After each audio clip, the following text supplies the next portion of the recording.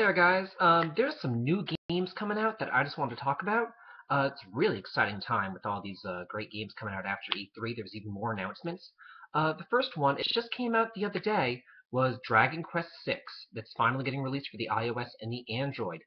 If you're like me and you really want Dragon Quest VII to be released for the DS or the 3DS along with all the other Dragon Quest Monsters games and the Dragon Quest VIII that's going to be coming out, please support the iOS and the Android versions. I know that it's mobile. I know that mobile sucks. Even if you don't play it, it's the only way that we can show Square that we actually want these games here in America. The other one that I want to talk about is Atelier Sophie. Yeah, another Atelier game. It's coming out for the PlayStation 3, 4, and the Vita. In Japan, it's coming out September 25th. An American release date has not yet been announced. However, it is Atelier, so it's probably going to be coming out. So that's really nice. I love that series. It's a great series. Next one is Legend of Legacy, getting localized by Atlas.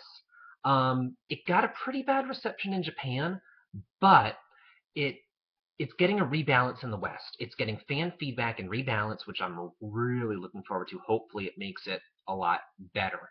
It's in the same vein as Saga Frontier, which I really like. You learn your skills in battle. It looks like a storybook. It has random encounters and towns and an overworld, all that great stuff. Looking forward to it. An exciting one that a lot of people probably really like, although I'm not really that big of a fan. Disgaea 5 is coming out.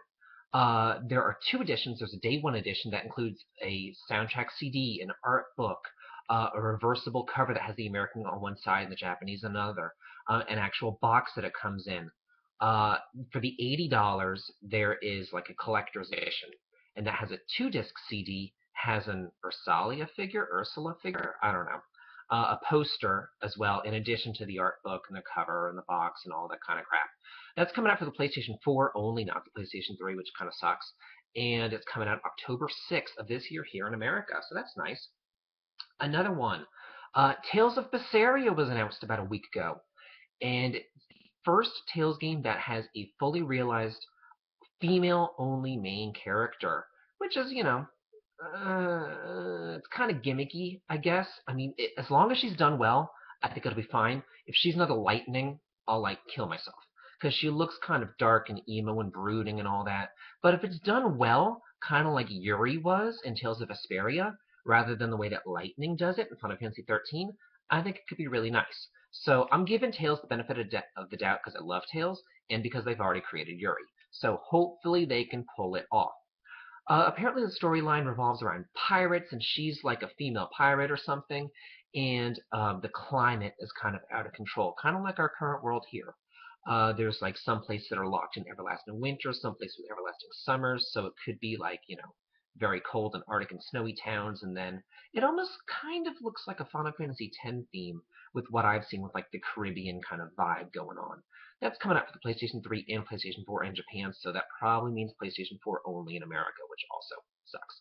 Another one coming out is Stella Glow. That's for the 3DS. It's a strategy RPG in the same vein as Luminous Arc. I've actually never played the Luminous Arc games, but I've heard good things about them, so I'm looking forward to it.